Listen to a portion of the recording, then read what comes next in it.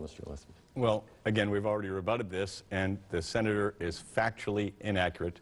I did not sign any pledges. I don't sign pledges as a rule in my campaign. Give you the letter. Let him speak, please. Look, I'm pledging to everyone here in the studio tonight and watching on television. I will fight against more tax increases. Senator Warner has already raised taxes on the middle class, on small businesses that are hurting us by $1 trillion already. We don't need to raise taxes anymore. We've got to cut wasteful Washington spending, and I will work to do that as well. The other thing, Senator, in terms of whose side you're on, look, I will be on the side of Virginians 100% of the time. You have been on the side of President Obama 97% of the time since taking office. I will not be a blank check for the president. I will be a check and balance on the president, and I will work in a bipartisan manner to pass economic policies that will create jobs, raise take-home pay, lift people out of poverty, hold down health care costs, and reduce energy prices, none of which you have done in your 6 years in the United States Senate, despite saying that that's what you were going to do. The next question will be addressed to you, Mr. Warner. It is WTVR CBS 6's anchor, Cheryl Miller.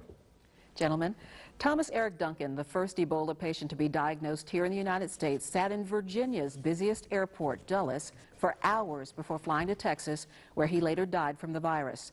It's unknown how many people he came in contact with there. Now one of the nurses who treated Duncan has become infected, and investigators don't know why.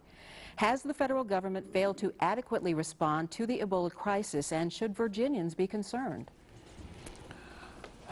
I think, like every American, I'm concerned about Ebola and the challenges it presents.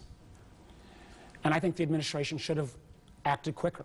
A couple weeks back, I wrote the administration and said we need to dramatically increase the screening at our gateway airports, which they've finally started to do, including Dulles now. I think they should have done it earlier. I believe we need to make sure that we have better coordination between all of our federal agencies. So, in effect, I believe there ought to be one person in charge. I think we need to make sure that we train our public health officials so that they are able to spot early on the signs of Ebola. And while at the end of the day I believe we need to rely on our healthcare experts, I believe it may be time to consider, particularly with a nation like Liberia where Ebola has spread so widely, doing what certain European nations have done in terms of restricting flights. But again, governing is about choices. Well, I heard, I think in the last couple of days, Francis Collins, the head of the NIH, said that but for sequestration, we might have been able to find a vaccination against Ebola. We've seen cuts to public health. We've got to not have one hand tied behind our back by taking stupid pledges if we're going to wrestle with our nation's balance sheet and finances to make sure that we can, yes, shrink government, but invest in areas that are essential. Mr. Gillespie. The time to consider stopping flights coming in from West Africa where there's an Ebola outbreak has passed. It's time to impose a flight ban in that regard, and that's what this administration should do. And while that flight ban is in place, yes, we need to have proper protocols. We just heard the story coming out of Dallas of the nurse who's been affected. We need to make sure that our health professionals are properly trained in terms of how to approach this. We need to get more of the drugs into production and stockpiled. The screening process, I have to say, I find not that reassuring from what I have seen. And the president, when he said not too long ago that the chances of Ebola coming to America, you know, there's not much of a chance of that, he was wrong. This administration has been slow to act. And the senator voted for the sequestration he just decried here today. And in fact, that sequestration cut the Center for Disease Control by $345 million. It's been cut by $1 billion. One of the problems with the Obama-Warner policies is that under those policies, the federal government is doing too many things that are better left to state and local governments or the private sector, and it is failing at too many things that it needs to be doing right. And we need to rearrange and replace, and I would do. Been a lot of charges in this campaign, but I think Ed's last one really takes the cake. If you all remember how we ended up with sequestration, which I've called consistently stupidity on steroids, It was because the alternative was that our nation would default. So I assume that Ed's position is we should have defaulted, which would have created economic chaos. I remind Ed, the majority of the Virginia delegation voted for the Budget Control Act. John McCain, the Speaker of the House, Eric Cantor, all said we've got to take a responsible action. And how we ended up with sequestration is because we didn't roll up our sleeves and take on what I had advocated, the Simpson-Bowles plan, the Gang of Six plan, that would have dealt with entitlement reform and tax reform. Why didn't we do that? Because too many people had taken pledges where they wouldn't even look at tax reform, they wouldn't look at closing tax loopholes, and we end up with this. On sequestration, I've in fact been celebrated. Now, Ed got a little time on the last ones. I'm going to get a little time on this. The Navy has given me their highest civilian award, the Public Service Award, for actually fighting Mr. against Warner, I'm sorry to cut sequestration. you off. It actually leads to my next question on this topic, and we'll start with Mr. Gillespie. Sequestration. Well, I get a chance to respond? That's my question, actually. So we learned an ugly word, sequestration, recently. It was supposed to be impossible, but a budget deal could not be reached. That's the easy part of this question. The hard part is, what do you do as a member of Congress when there's BRAC? We all agree that, well, we have to cut some of the fat, we have to streamline. Virginia installations are still hurting from that sequestration. So how does a member of Congress stand up and say, there might be something superfluous in my district, an employer that needs to trim down? Mr. Gillespie. Well, a couple of things. One, in terms of sequestration, Mark's right.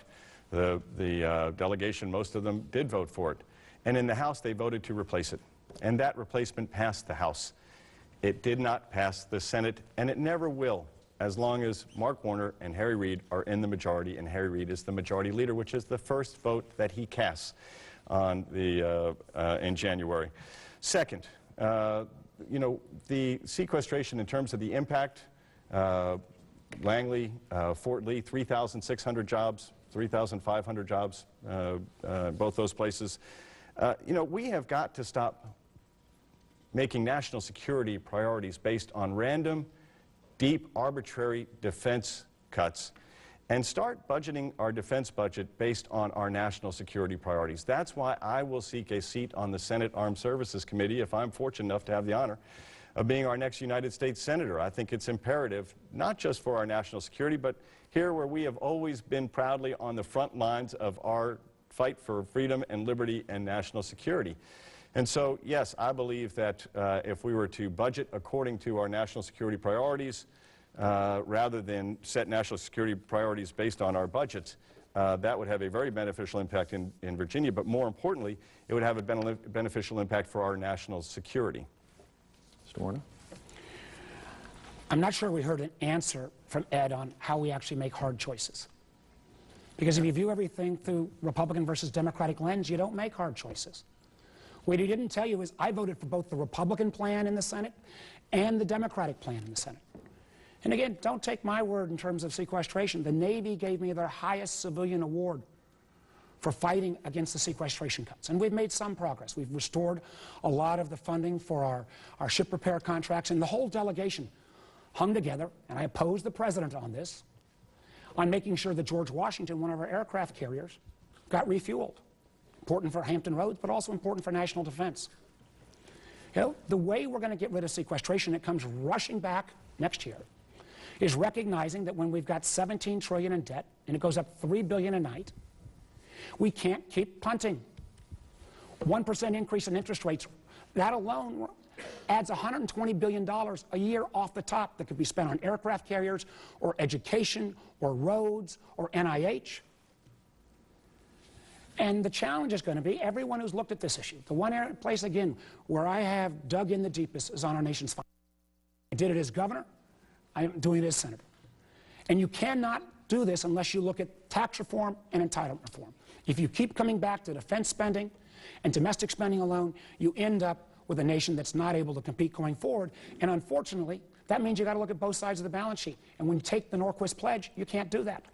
Your rebuttal, Mr. Gillespie. Again, just because he keeps saying it doesn't make it true. Happy to show you Grover's letter. Ed, happy to Show me the pledge.